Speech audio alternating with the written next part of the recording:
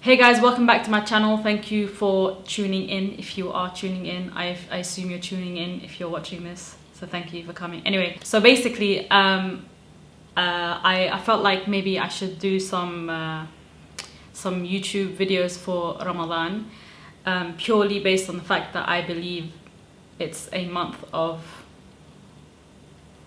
really digging in deep internally to think about where you are in life, what you're doing in life, think about the wider picture.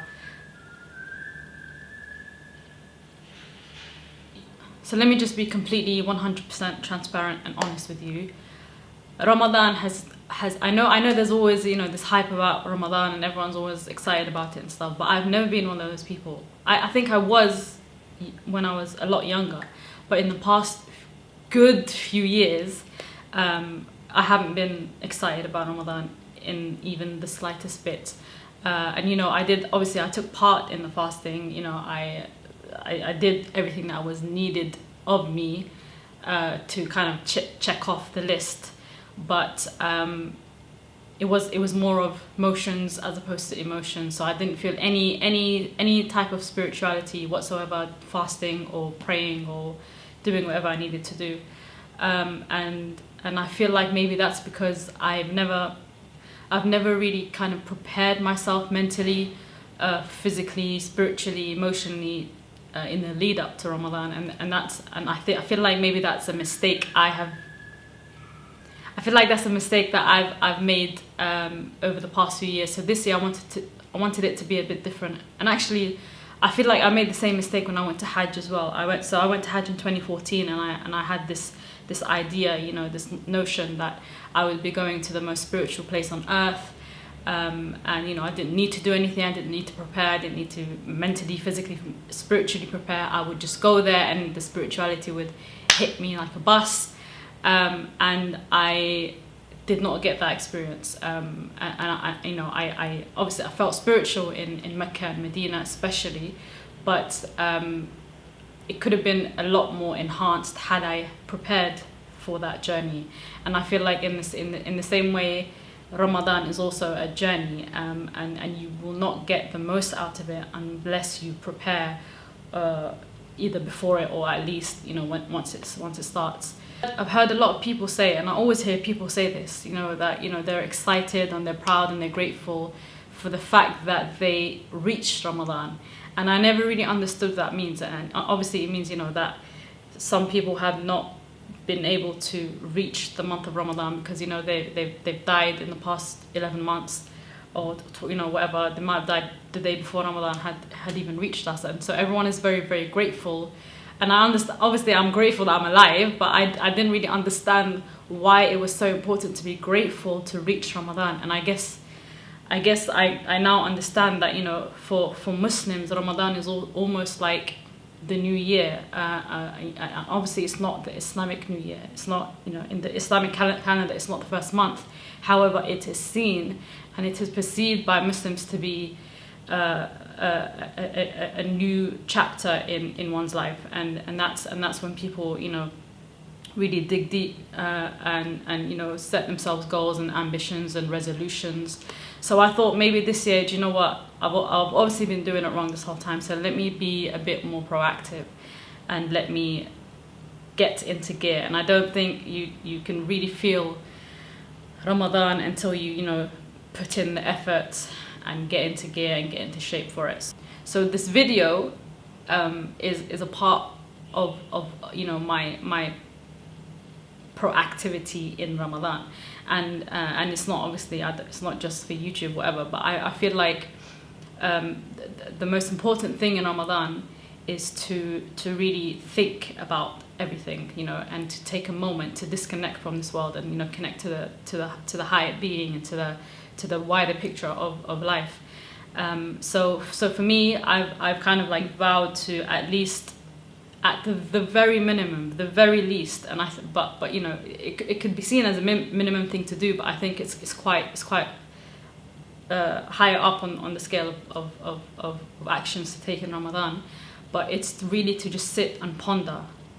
That's it. Just sit and think. And I thought if I was going to do that, then maybe I should just share that with you guys as well. So one of the main things that I thought about, and it's only been day 2, but like I said, I've been mentally kind of prepping myself for this. But I feel like so far, and 2 days into the fast now, well, 1.5 days, we break here at 6:10, by the way, just saying. Anyway, so one of the main things that I really got from the fast yesterday and today is that if all you're getting from fasting is hunger and starvation, you're really, really doing it wrong. And I feel like maybe that's why for all these years I didn't really like Ramadan, because all I was getting from it was starvation, and I was getting hungry, and I just didn't like it. I don't like being hungry. Who likes being hungry? So that always like dampened my spirits, and I was just like, what is the point of this? What's the point of God putting us through this? For what reason? And obviously there's always these, to teach us about how the other half of the world live and stuff like that. And I think for me, I don't that doesn't cut it for me. It's not enough for God to say, okay, do you know what? I'm gonna put you through this process and you're gonna starve, just so that you feel how other people that are less fortunate than you are feel. I think that's a very, very basic way to look at it, and I think we underestimate the wisdom of God. And God, with all his wisdom and all his intelligence and all his intricacies, I don't believe would put us through that just for that basic idea. Fasting is the very, very first step for me to self-discipline, which is a huge part of life, and especially, it's a huge part of life for everyone, but especially as Muslims, it's a huge part of our the characteristics that we're expected to have as human beings and as Muslims. Fasting is that very, very, very first step in abstaining from something that we need and we crave, and we really want, basically, and desire, and something that's a part of our routine, our daily routine. We wake up and we eat, we wake up and we drink, we sit down and we have a coffee, we do this, and all our outings are based on, should we go to this restaurant or that cafe, or everything that we do in today's life as we know it. And especially for people, and obviously I'm talking about people that are able to do this, everything that we do is based around food. So for God to come and say, do you know what, we're gonna stop this for a month and let's see how you feel about it, I think for me that's a huge deal, because it's saying, I'm gonna take the one thing from you that you literally cannot live without. You cannot live without food. And water, obviously, and water. We're not allowed water for those of you that are not Muslim. Anyway, so I'm going to take this one thing away from you, and I'm going to see how you react to that. And what you see is that for some people, they just get hungry, which is me. They just get hungry and starved and angry. That's it. And that's Ramadan for them. But for other people, they take the lessons that are derived from that process, from that fasting process. So what I understand now is that, and this might be very basic to people, but I think you really need to think about it. Something, just pause and think. It's not just starving. It's also, learning to be patient with yourself, with everyone around you, with the world. Learning to suppress your anger. Learning to suppress that desire to eat. Learning to, It's the very first step to a whole range of lessons that we can get from just this one abstaining, and I feel like it's very important to have self-discipline. And if there is one thing that fasting teaches you, it's that it's the power that you have within yourself as a human being. And I feel like for the other 11 months of the year, we get too lazy on ourselves. We get very lazy, and I'm speaking to myself first and foremost, and I think you all know how lazy I am, just purely based on the inactivity on YouTube, despite the fact that I always say I want to make YouTube videos.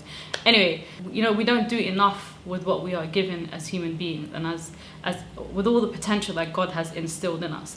If you can just imagine, in some parts of the world, up to 18 hours, I think the UK is 18 hours of no food and no water. And you do that we do that purely based on the fact that we believe in our heads that this higher being told us not to do it, and therefore we will be rewarded.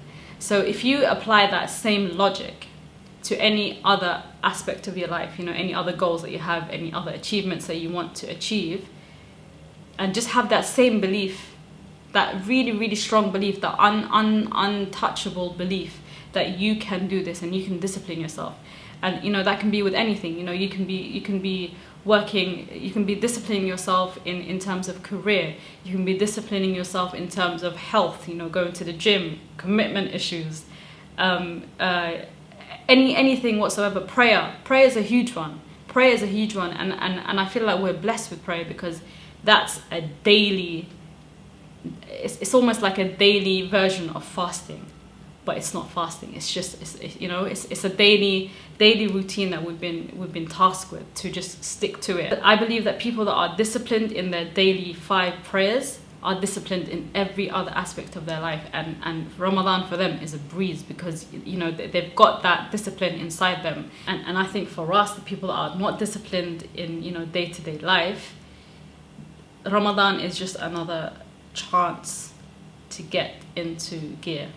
Anyway, so the point I'm trying to make is that if you're fasting and all you get out of it is starvation and hunger and hangry moments, then you're basically a fool.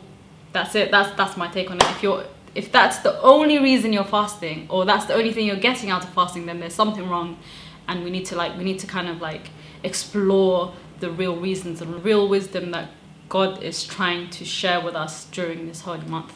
So that's my thought for this video. I don't know how efficient I'll be with these videos. I don't know whether I'll do it on a daily basis, which is a reach if there ever was one, or it might be a weekly thing. I'm not sure.